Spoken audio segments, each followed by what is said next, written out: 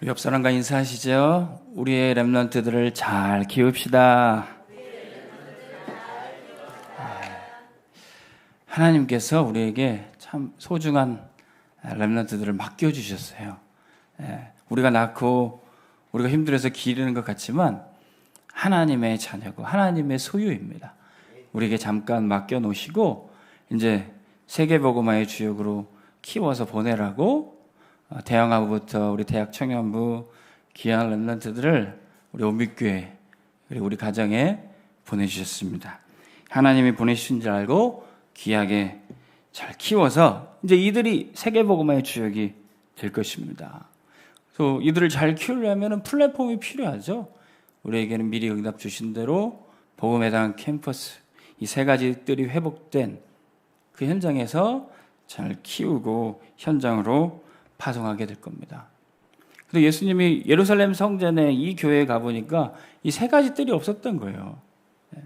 이방인의 뜰, 기도해야 되는 그 장소, 아이들이 모여야 되는 그 장소에 장사하고 있고 짐승 팔고 있고 그랬습니다. 예수님이 화를 내시면서 그걸 다 뒤엎어 버리시고요. 청소를 해버리셨어요. 마태복음 21장에 보니까 예수님이 청소하신 그곳에 맹인들이 전은자들이 와서 예수님께 고침받고 치유받게 됩니다. 그리고 그걸 보고 또 어린아이들이 와서 호산나 다윗의 자손 예수여 하면서 예수님을 찬양했어요. 그랬더니 유대 종교 지도자들이 아이들이 너무 시끄럽게 왜 이렇게 떠드냐 그러면서 막 윽박 지릅니다. 그때 주님이 마태복음 21장 16절에 어린 아기와 젖먹이들의 입에서 나오는 찬미를 온전하게 하셨나이다. 한번 이런 말씀을 읽어본 일이 없느냐 이렇게 말씀하셨어요. 이 사람에게는요 분노 버튼이라는 게 있대요. 진짜 화나는 포인트가 있는 거예요. 어떤 사람은 너 왜 말을 그렇게밖에 못하니? 이렇게 하면서 말을 이쁘게 안 하면 화나는 사람이 있어요.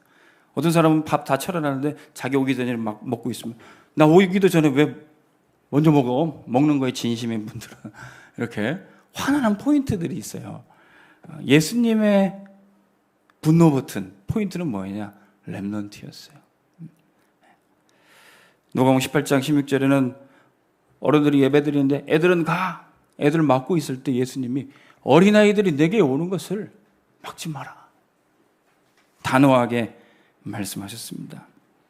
심지어는 십자가를 지고 가시는 그 고난의 현장에도 자신을 보며 울먹이는 그 여인들에게 누가복음 23장 28절에 나를 위해 울지 말고 너희 자녀들을 위해서 울며 기도해라. 이게 예수님의 간절한 소원이었어요. 여러분들은 무엇 때문에 마음이 뜨거워지고 무엇 때문에 마음이 격동케 됩니까? 어떤 집에 아주 잔디가 잘 다듬어져 있는 멋진 정원이 있는 집이 있었습니다. 그 가정에 이제 아버지가 잔디를 아주 애지중지 잘 깎아가지고 아주 멋지게 만들어놨어요. 근데 그 집도 아들이 3명인가 있었나 봐요. 그래서 막 그 아버지가 잘 갖고 오는 잔디에 축구해가지고 우리 렘넌트들 어제 축구했는데 축구해가지고 잔디를 다 망치고 땅을 파고 막 난리가 났어요. 아버지가 그거 보고 이놈의 새끼들 하면서 이제 화를 내려고 하는데 옆에 있던 아내가 어깨를 툭툭 치면서 여보 우리는 잔디를 키우는 게 아니라 아이를 키우고 있어요. 우리 옆 사람 어깨 한번 툭툭 쳐보세요. 여러분 우리는 렘넌트를 키우고 있습니다. 무엇이 중요한지 무엇 때문에 우리가 복음에 대한 캠퍼스를 세워야 되고 무엇 때문에 우리가 생을 걸고 하나님 앞에 헌신해야 되는지 그 이유를 정확하게 알아야 되겠습니다. 우리는 렘넌트 키우는 사명이 있는 줄 믿으시길 바랍니다. 그래서 렘넌트를 우리가 키우기도 하지만 하나님이 책임지고 키우시는 거예요. 우리는 하나님의 시간표를 잘 알고 인도받으면 됩니다. 그 시간표가 오늘 본론의 3가지입니다. 영적인 성인식, 사명식, 파송식입니다. 첫 번째, 오직 그리스도를 집중하는 영적 성인식으로 우리 아이들을 이끌면 돼요. 그럼 이들이 자라가게 됩니다. 유대인들은요, 이 성인식을 자녀들에게 해주는데 남자아이 같은 경우는 13살에 여자아이는 12살에 이렇게 성인식을 이렇게 치워준대요. 그래서 그때 중요한 하나님의 말씀을 심어주고요.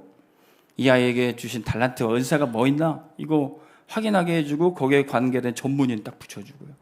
이 아이를 위해서 기도해주고 배경될 주변의 일가 친척들 다 모여서 우리 돌잔치 하듯이 이렇게 부주도 합니다.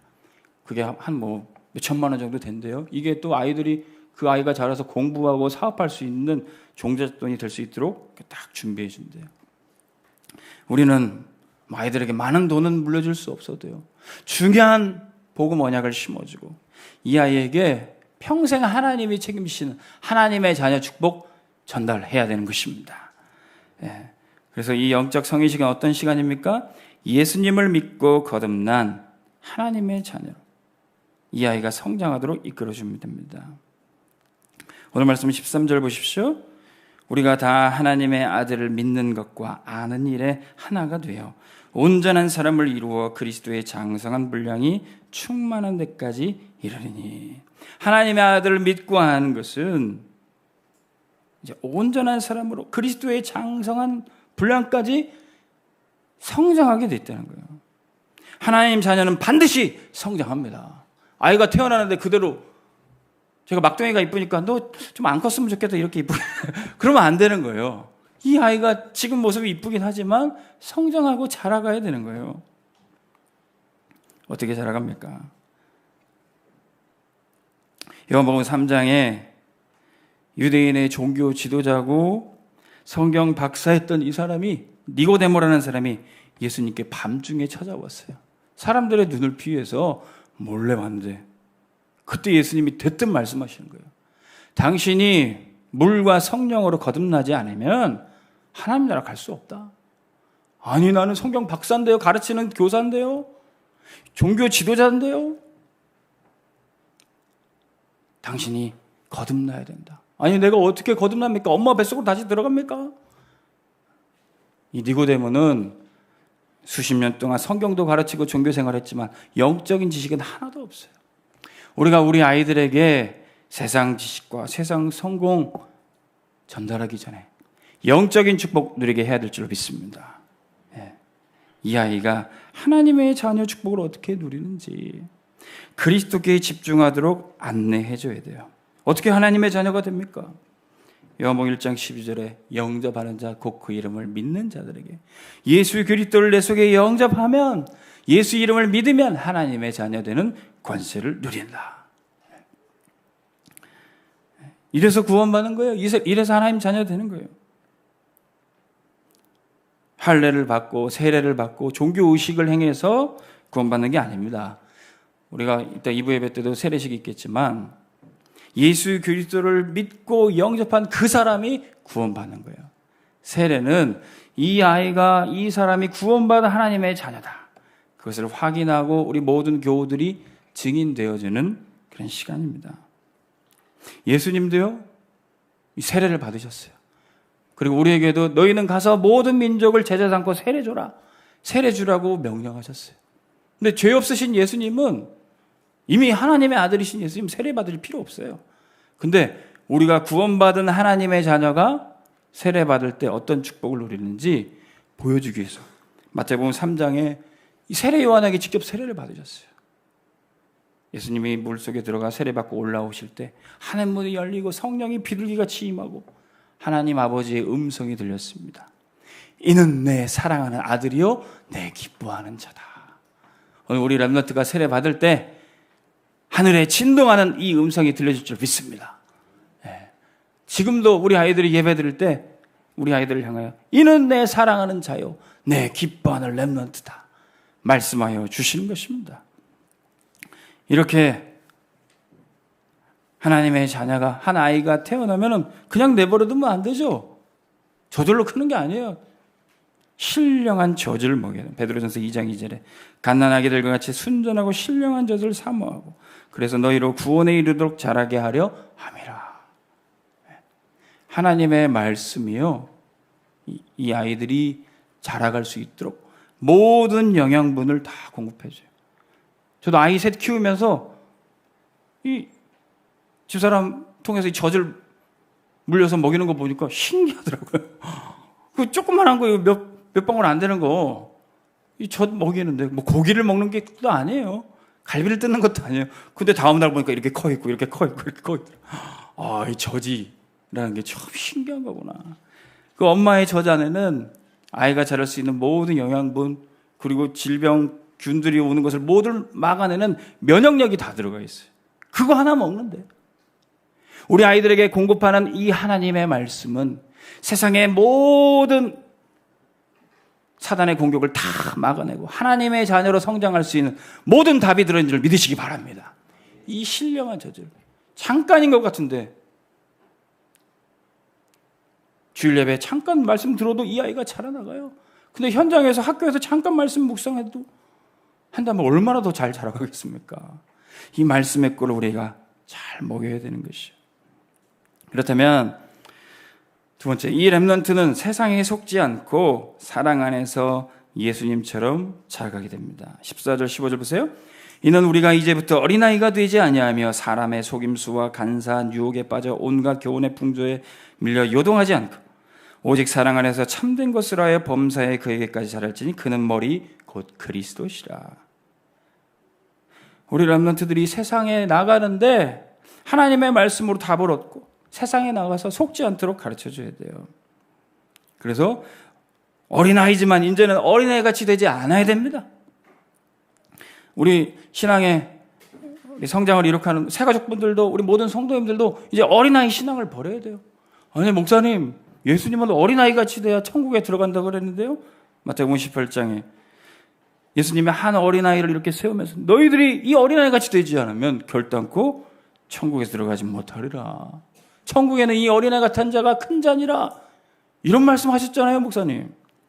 그렇죠. 이 어린아이 같은 자가 어린아이같이 미숙하고 누가 이 말하면 이 말에 흔들리고 속고 그런 어린아이라는 게 아니에요. 하나님의 말씀은 있는 그대로 어린아이같이 순종하지만 이게 세상에 나가서 세상의 말도 그렇게 어린아이같이 속으면 안 된다는 얘기예요.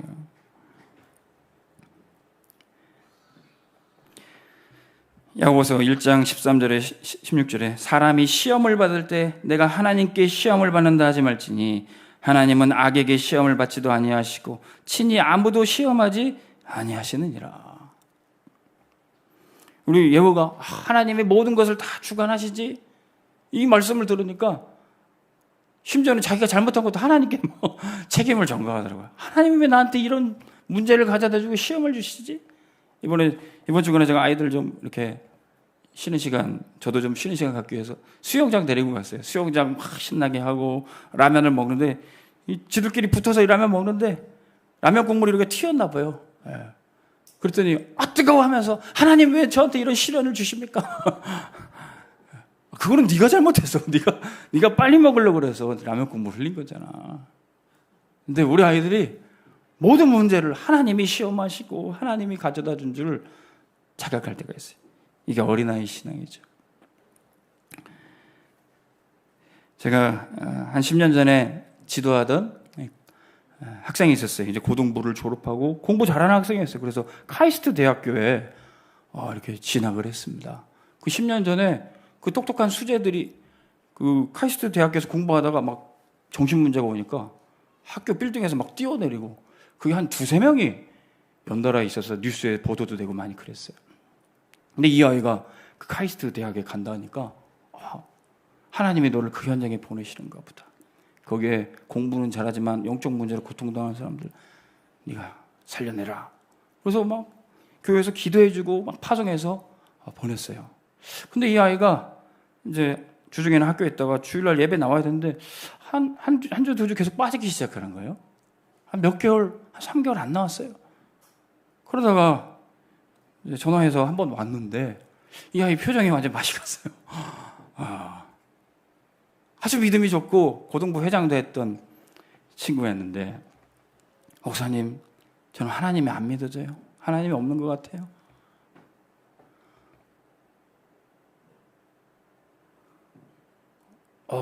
너무 가슴이 무너지더라고요.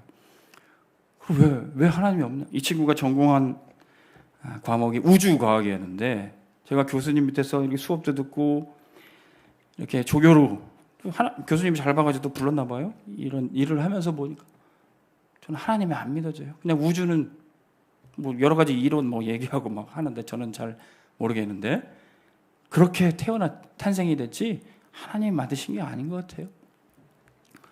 그래, 너는 어릴 때부터 믿음으로 자랐고 하나님이 너를 창조하신 것 알고 자라는데도 이렇게 네가 열심히 공부하다 보니까 이렇게 흔들리게 되는구나. 근데 계속 얘기를 하다 보니까 이 아이에게 문제가 있었어요. 이제 뭐 학교 가니까 친구들을 만나고 또 술도 한잔 먹었던 것 같아요. 그러다가 어떤 아가씨를 만나서 하룻밤 보냈어요. 얘기를 하다 보니까 그 얘기가 나왔어요. 저는 마치 이 아이가 하나님 앞에서 범죄해서 도망가가지고 숨어있는 아담같이 보이더라고요. 어린아기가 얼굴을 푹 파묻고 엄마 아빠 없어, 하나님 없어 그러는 것 같이 느껴지더라고요. 그래, 네가 이런 일을 갑자기 당한 마음도 혼란스럽고 예배 나오기도 싫고 하나님께 나오기도 싫을 거야. 그러나 하나님은 너 있는 모습 그대로 받아주실 거야. 너를 향한 하나님의 사랑은 절대로 변치 않아. 지금 있는 일이 너한테는 혼란스럽지만 네가 잠깐 실수하고 무너졌지만 다시 믿음으로 회복할 수 있어. 로마서 8장 38절 39절의 말씀. 내가 확신하노니 사망이나 생명이나 천사들이나 권세자들이나 현재일이나 장래일이라 할지라도 높음이나 기쁨이나 어떤 피조물 마귀나 천사나 할지라도 우리 주 예수 그리스도 안에 있는 하나님 사랑에서 너를 끊을 수 없으리라. 지금 네가 현재일 때문에 네가 마음 아프고 혼란스러워할지라도 있는 모습 그대로 예수님께 돌아오면 돼. 그때부터 이 친구가 이제 주일 예배 회복하고 조금씩 회복이 됐어요. 우리 렘넌트들이 현장에 가면 속을 것들 많이 있습니다. 유혹받을 것 많이 있습니다. 그러나 하나님의 사랑은 영원히 변치 않고 우리 아이들에게 흘러갈 줄로 믿습니다. 예수님도 이 사랑 안에서 자라가셨어요. 우리 아이들도 예수님처럼 자라가게 될 겁니다. 누가복음 2장 52절에 예수는 지혜와 키가 자라가며 하나님과 사람에게 더욱 사랑스러워 가시더라. 이 사랑 안에서 우리 아이들이 자라가게 될 겁니다. 그럼 세 번째, 우리 렘넌트들은 타락하는 교회 시스템 속에서 스스로 말씀을 받고 기도할 수 있으면 영적 서밋으로 가게 됩니다. 16절 보세요. 그에게서 온몸이 각 마디를 통하여 도움을 받음으로 연결되고 결합되어 각 지체의 분량대로 역사하여 그 몸을 자라게 하며 사랑 안에서 스스로 세우느니라. 예수님의 몸 교회 안에서 각 지체가 서로 연결되고 결합돼요. 이 교회 시스템이에요. 이 속에서 사랑 안에서 스스로 세우느니라. 우리 렘넌트들이 스스로 말씀 찾아 듣고 혼자서도 기도할 수 있으면 여러분 걱정할 필요 없습니다. 현장에서 학교에서 혼자 말씀 찾아서 기도할 수 있어요.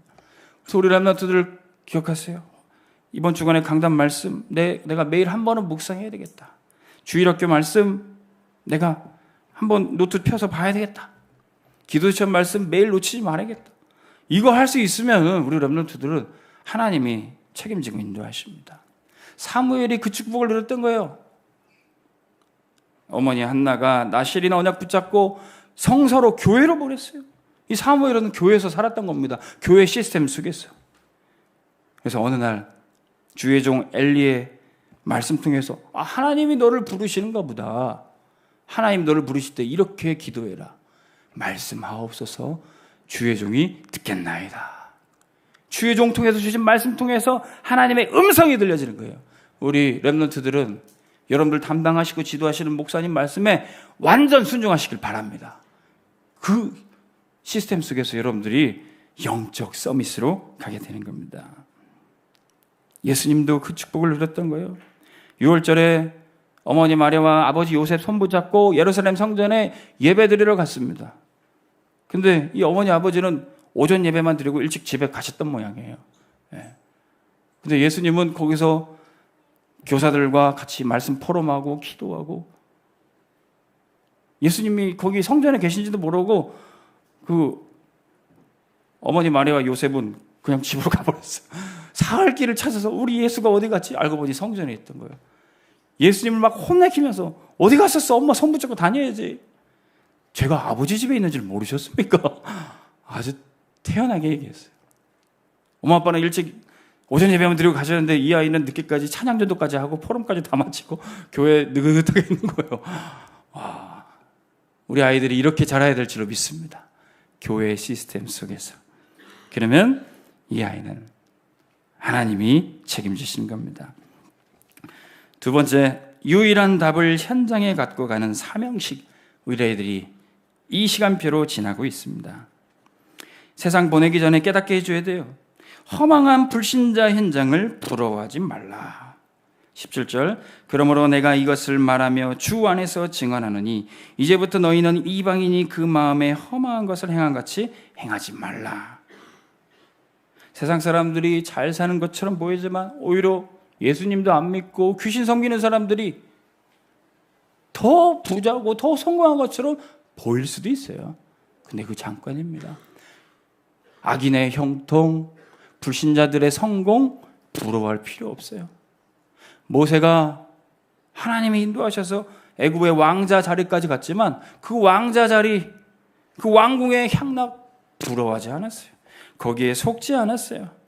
그래서 애굽의 왕자의 자리를 다 내버리고 히브리인 노예, 자기 백성을 구원하는 그 전도자로 쓰임을 받게 됐던 겁니다. 히브리서 11장 26절에 모세가 사람도 죽이고 도망자로 쫓기고 80년 동안 방황하는 것처럼 애굽의 왕자 자리 버리고 헛된 생활하는 것처럼 보였지만 성경에서는 하나님은 그것을 뭐라고 칭하셨습니까? 저는 이 말씀이 얼마나 위로되는지요. 히브리서 11장 26절에 그리스도를 위하여 받는 수모를 애굽의 모든 부하보다 더 큰 재물로 여겼으니 이는 상주심을 바라봅니다.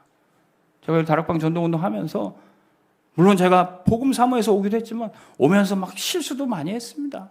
막 싸우기도 하고요. 막 대들기도 하고 여러 사람 마음이 아프기도 하고 했습니다. 근데 이 모든 것이 그리스도를 위하여 받는 수모였다는 거예요. 세상에 성공자로 불리기보다 왕자로 불리기보다는 전도자로 하나님이 모세를 부르셨다는 거예요. 솔로몬 왕도 마찬가지입니다. 세상에 가장 성공하고 잘 살았던 똑똑하다고 했던 지혜의 왕이라고 했던 그 칭호를 말하지 않고요. 솔로몬 자신을 뭐라고 얘기합니까? 나는 전도자다. 전도서 12장 8절에 전도자가 이르되 헛되고 헛되도다. 모든 것이 헛되도다. 이렇게 고백합니다. 솔로몬 왕이 말해요. 나처럼 잘 먹고 잘 산 사람이 어디 있냐? 근데 그 잘 먹고 잘 사는 게 분명히 하나님이 주신 선물이긴 하지만 다 헛되다. 하나님이 내게 지혜를 주셔서 나처럼 똑똑하고 지혜로웠던 사람이 어디 있느냐? 근데 나중에는 지혜와 지식이 많으면 번민이 많고 나중엔 나이가 들면 기억도 가물가물해지더라. 나처럼 성공해서 많은 소유를 거느린 부자가 어디 있느냐? 근데 그 손에 있을 때만 보이고 나중에 없으면 뭐 상관이 없고 그거 관리한다고 밤잠을 자지 못한다. 전도자가 이 답을 가지고 후대에게 세상에 속지 말고 세상에 빠지지 말라고 가르쳐 주는 거예요.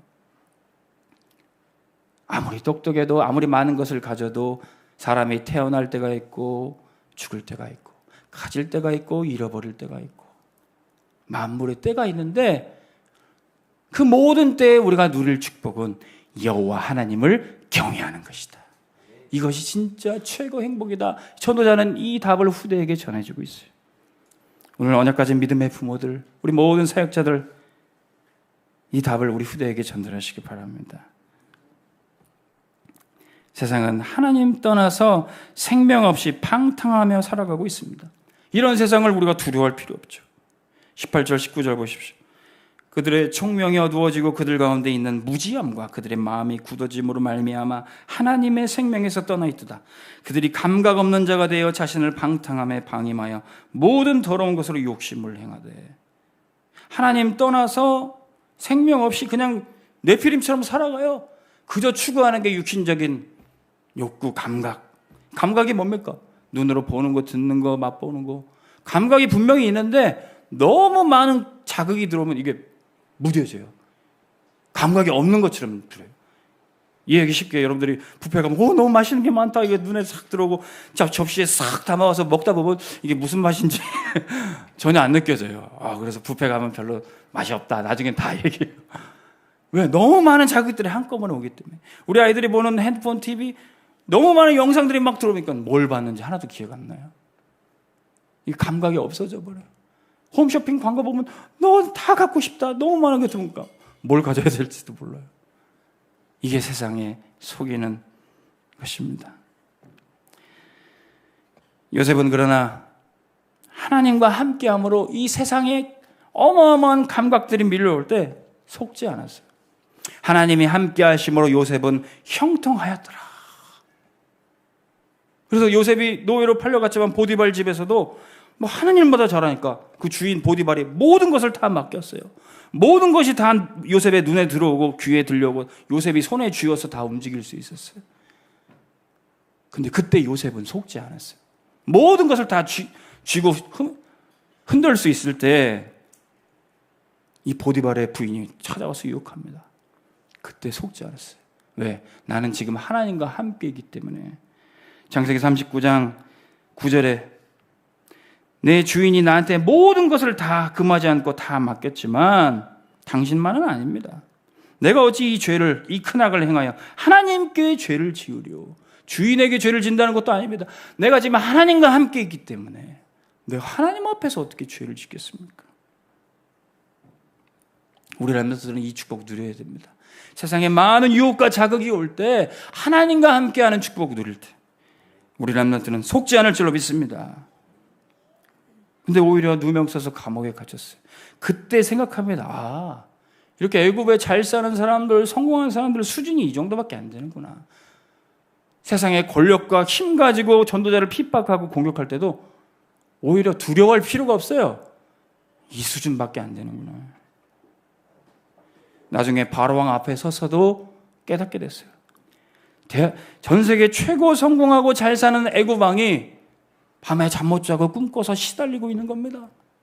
그 꿈 내용이 뭡니까? 7년 풍년 뒤에 7년 흉년이 온다는 내용이었어요.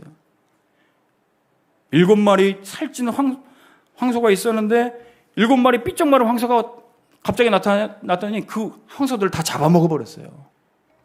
여러분, 제일 무서운 게 동족 상잔의 비극입니다.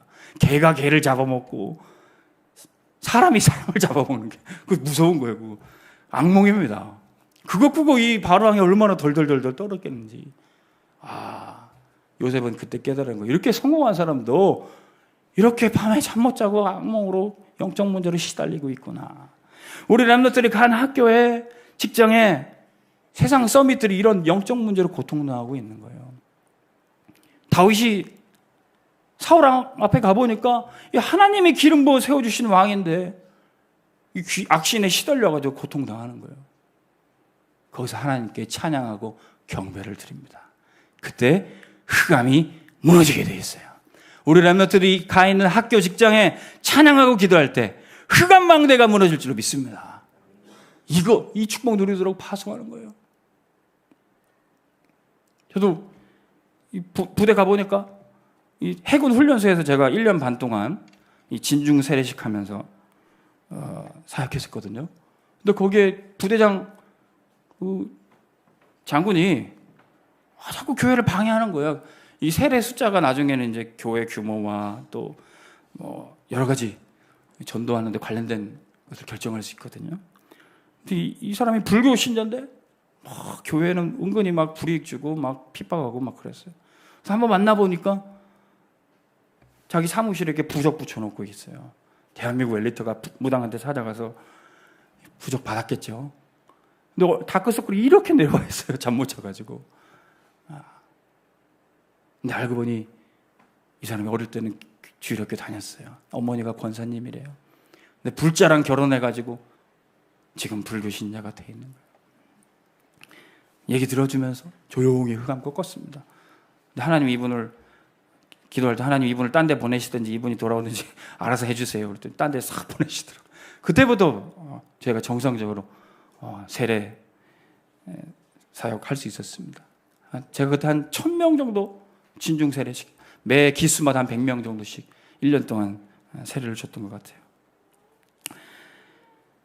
현장에 보면은 영적 문제로 고통당한 사람들이 있습니다. 하나님께서 우리 렘넌트들 가는 곳에 흑암 꺾으실 줄로 믿습니다. 근데 처음 우리 렘넌트를 혼자 하기 힘들 수 있어요. 그렇기 때문에 현장 시스템을 타야 됩니다. 현장 시스템 속에서 나의 학업, 직업 가지고 그리스도를 전할 수 있다면 그 사람이 바로 기능 서밋이에요. 제가 어떻게 이제 27, 8살 먹은 사람이 가서 복음 전하고 세례할 수 있겠습니까? 군선교회라는 그 시스템, 그 속에 제가 들어가니까 저도 모르게 전도운동하고 세례 주고 있더라고요. 우리 렘넌트들도 지금 현장에 있는 이 대학 시스템이 어디 있는가? 내 직장의 신우회가 어디 있는가? 기도하세요. 하나님 저와 같이 기도하고 전도할 수 있는 동역자 만나게 해주세요. 그럼 시스템이 세워지는 겁니다. 20절, 21절 보세요. 오직 너희는 그리스도를 그같이 배우지 아니하였느니라. 진리가 예수 안에 있는 것 같이 너희가 참으로 그에게서 듣고 또한 그 안에서 가르침을 받았을진데. 우리가 그리스도를 잘 배우고 나의 학교 직장에서 그리스도를 잘 전하는 것, 이거 하는 사람이 기능 서밋입니다. 여호수아는 주의 종 모세 밑에서 이 훈련을 잘 받았던 거예요. 모세를 통해서 복음으로 잘 양육받고 그리스도께 집중했습니다. 그래서 나중에 하나님이 모세를 불러갔을 때도 여호수아 1장 5절에 내가 모세와 함께 했던 것처럼 여호수아 너와 함께 하리라. 네가 모세를 통해서 주셨던 이 율법책을 주야로 묵상하고 좌로나 우로나 치우치지 말라. 이렇게 훈련을 받았던 겁니다. 모세를 따라가는 게 아니라 모세를 통해서 역사하신 그 하나님을 따라가는 거예요. 목사님 말씀을 듣는 게 아니라 목사님 속에서 역사하시는 그 하나님의 인도를 받는 것입니다. 그래서 우리 모든 렘넌트들, 우리 성도님들은 모델을 잘 잡아야 됩니다. 성경에 렘넌트 7명, 우리 주일학교에서 렘넌트들 나는 사무엘처럼, 나는 다윗처럼 응답 받을 거야. 렘넌트 7명씩 하나씩 다 잡고 또 포럼했던 경험이 있습니다. 유대인들은 매일 이 위인의 책들을 한 권씩 읽으면서 나는 이 위인처럼 될 거야. 그런 포럼들을 한대요. 우리는 성경의 수많은 우리 하나님의 사람들을 모델 삼아서 거기에 그처럼 인도받고 성장하면 됩니다. 그 중에 제일 중요한 모델이 렘넌트 7명이란 거예요.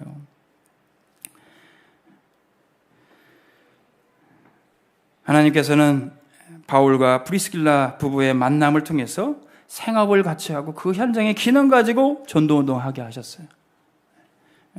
사도행전 18장에 보면 그 내용이 잘 나오죠. 그런데 이 시스템 속에 누구를 붙였느냐? 사도행전 18장 5절에 실라와 디모데가 마게도냐로부터 내려오매 바울이 하나님의 말씀에 붙잡혀 유대인들에게 예수는 그리스도라고 밝히 증언하니라. 이 전도자와 중직자 이 산업 선교 시스템 속에서 이 디모데 렘넌트가 와서 여기 함께 전도운동 하게 된 거예요. 아, 바울 사도가 이렇게 전도하시네, 이렇게 메시지 하시네. 중직자 이 브리스길라 부부가 이렇게 쓰임 받으시네. 나도 저렇게 모델 삼고 쓰임 받아야겠다. 또 5월달에 우리가 계속 루디아 전도 캠프 진행이 됩니다. 우리 모든 렘넌트들은 한 캠프씩 꼭 참여해서 현장에 이 중직자분이 이렇게 쓰임 받고 계시네. 나도 저처럼 현장의 망대로 서야 되겠다. 언약 잡으시기를 주님의 이름으로 축원합니다. 세 번째, 그러면 우리 렘넌트들은 재창조 역사에 주역되는 파송식으로 가게 됩니다. 오직 그리스도께 집중하고 그리스도를 전달하는 그 전도 현장에 양육받다 보면은 이제 깨달아요. 아, 그리스도면 되는구나. 예수님만 믿으면은 모든 문제는 끝이구나. 이거 확실히 증거 없고 내가 그거 가지고 계속 살고 있어요.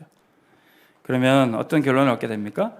과거에 내가 복음 없이 또는 복음 알아도 복음 못 누렸을 때 옛사람은 당장 벗어버리면 되는구나. 이거 깨달아요. 22절 말씀 보십시오. 너희는 유혹의 욕심을 따라 썩어져가는 구습을 따르는 옛사람을 벗어버리고. 밖에서 하루 종일 놀다가 더러운 옷이라 할지라도 그 더러운 옷을 입었다고 해서 내가 더러운 사람이 아니에요. 집에 오면 그 옷 다 싹 벗어버리고 깨끗이 샤워해버리면 됩니다.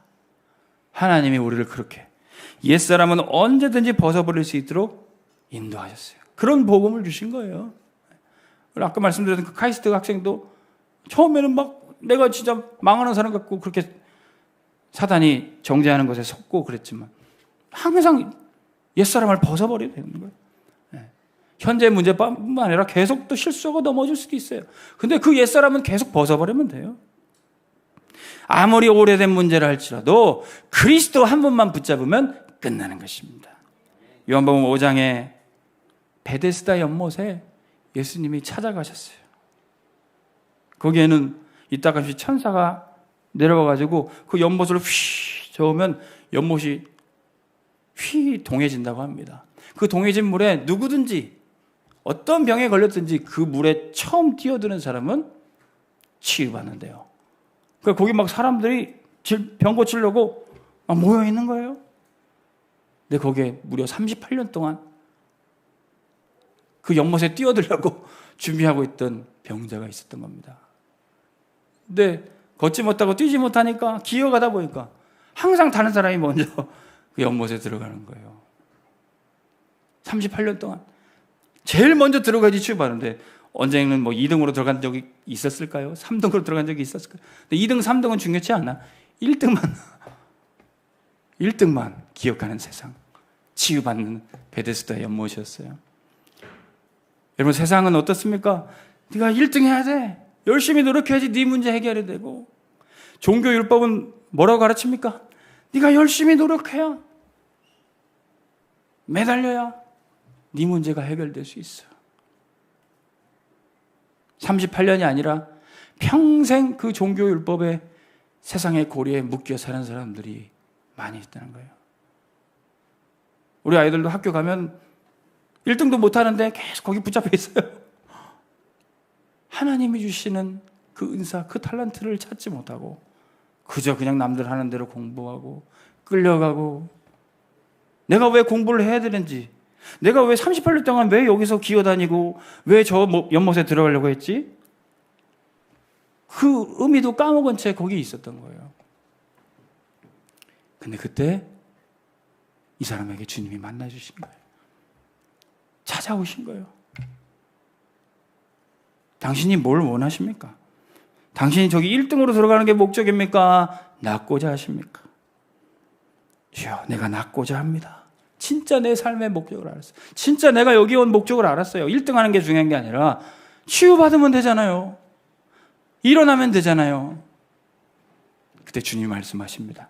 당신 자리를 다 정리하시고 당신 자리를 들고 일어나 걸어가십시오. 말씀 받는 그 순간에 일어나고 치유받는 줄 믿으시기 바랍니다. 복음은요, 내가 있는 자리에서 그리스도 언제든지 만날 수 있어요. 지금 이 자리에 눈에 보이지 않지만 부활하신 주님이 당신과 함께 하십니다. 당신이 마음 문을 열고 그분을 주인으로 모시면 당신의 모든 문제가 끝납니다. 이 전도를 체험하고 이 그리스도를 누리는 것을 날마다 확인하는 렘넌트는, 전도자는 현장에서 누구든지 아무리 오래된 문제도 해결해 줄 수 있는 것입니다. 베드로가 그 축복을 전달했던 거예요. 38년이 아니라 아예 나면서부터 걷지 못했던 사람, 이 사람도 성전에 왜 와 있는지 이유도 모른 채 처음에는 병 고침 밖에서 나왔는지 모르겠는데 이제 나중에는 한 끼 얻어먹기 위해서 은과 금 기대하고 있는 겁니다. 그때 당신에게 줄 은과 금은 내게 없다 할지라도 나사렛 예수 그리스도 이름으로 일어나 걸으십시오. 오래된 문제, 태어나면서부터 있던 문제도 완전히 벗어지게 되는 것입니다. 그렇다면 이제 옛사람은 벗어버리고 새 사람을 우리는 항상 입을 수 있어요. 23절 24절 보십시오. 오직 너희의 심령이 새롭게 되어 하나님을 따라 의와 진리의 거룩함으로 지으심을 받은 새 사람을 입으라. 할렐루야. 우리는 항상 옛사람은, 과거는 벗어버리고 그리스도로 새 옷을 입으면 되는 것입니다. 골로새서 3장 8절에서 10절. 이제는 너희가 이 모든 것을 벗어버리라. 분함과 노염과 악의와 비방과 너희 입에 부끄러운 말이라. 너희가 서로 거짓말을 하지 마라. 옛사람과 그 행위를 벗어버리고 새 사람을 입었으니. 여러분, 옛사람 벗어버리고 새 사람 입는 것은 말부터 바뀌어져요. 우리의 말이 무리한 말이 아니라 거짓말이 아니라 하나님의 말씀을 전하고 복음을 선포하는 입술이 되는 것입니다. 베드로도 어땠습니까? 나 예수 모른다. 저 예수 십자가에 못 박아 죽여라. 저주하던 그 입술이 성령 충만받고 어떻게 변했습니까? 사도행전 2장 36절에 성령의 충만하신 역사가 임했을 때 그가 일어나서 담대히 선포합니다. 여러분들은 확실히 알지니 여러분들이 십자가에 못 박은 이 예수를 하나님이 주와 그리스도가 되게 하셨습니다. 담대하게 선포하는 거예요. 이 말씀 듣고 많은 사람들이 찔려서 우리가 어찌하겠습니까? 사도행전 2장 38절 베드로가 이르되 너희가 회개하고 각각 예수 그리스도 이름으로 세례를 받고 죄사함을 받으라. 담대하게 복음을 선포하는 입술로 바뀌어지게 되는 거예요. 이런 체험을 하는 사람은 언제든지 어디를 가든지 누구를 만나든지 다 살릴 수 있어요. 왜? 나 같은 죄인도 주님이 살리셨기 때문에. 나 같은 거짓말쟁이도 주님이 이제는 복음 전하는 입술로 바꿔주시는 거예요. 바울 역시 그랬습니다. 복음의 핍박자요 교회의 대적자였던 그가 이제는 세계복음화에 쓰임받게 됐던 거예요. 그래서 그는 그가 양육하는 렘넌트 영적인 아들 디모데에게 말합니다. 디모데후서 4장 2절 5절 너는 말씀을 전파하든지 때를 얻든지 못 얻든지 항상 힘쓰라. 언제든지 때와 장소가 정해진 게 아니다. 말씀을 항상 전파해라. 사람들이 허탄한 말, 자기의 사욕을 따라 거짓말을 듣고 속는데 너는 하나님의 말씀을 전해줘라. 바울이 어떻게 이렇게 디모데를 양육할 수 있었습니까? 그도 아나니아에게 그런 양육을 받았던 거예요.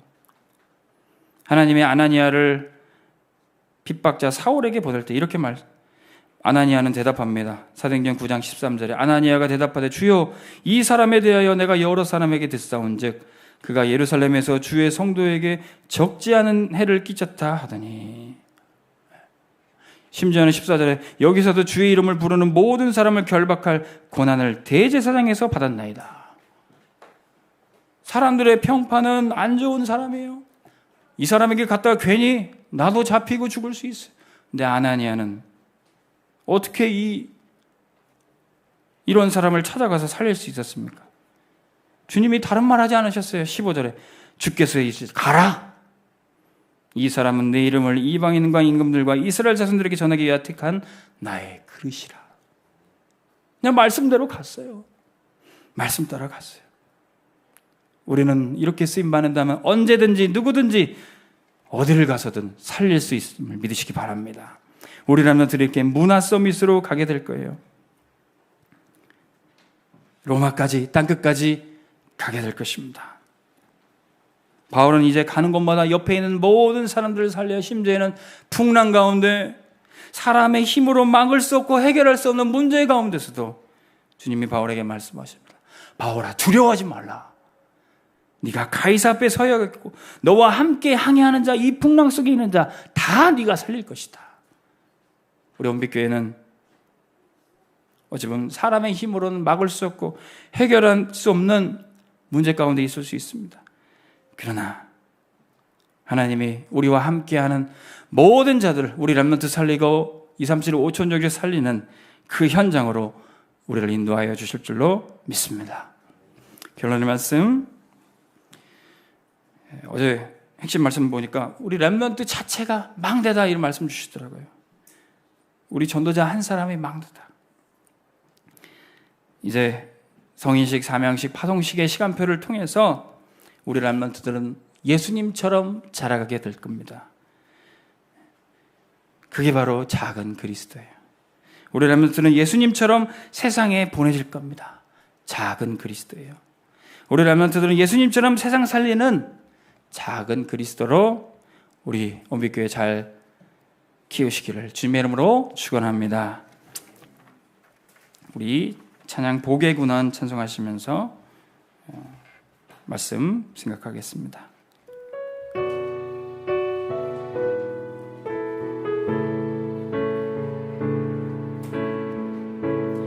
감당할 수 없는 감동으로 찾아온 주의 자녀여, 너는 렘넌트라 부를 수 있음이 감사할 뿐이야.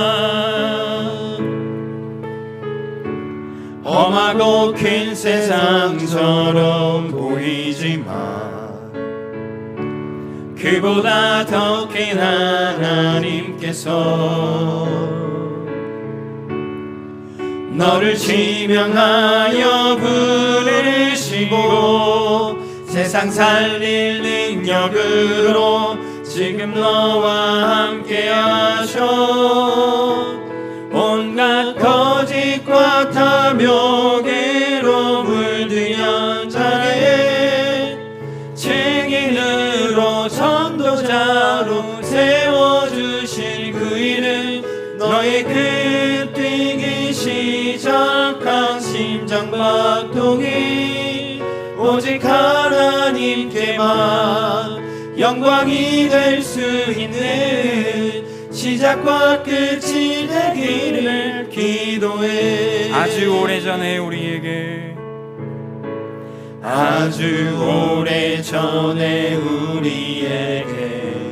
허락된 소중한 만남.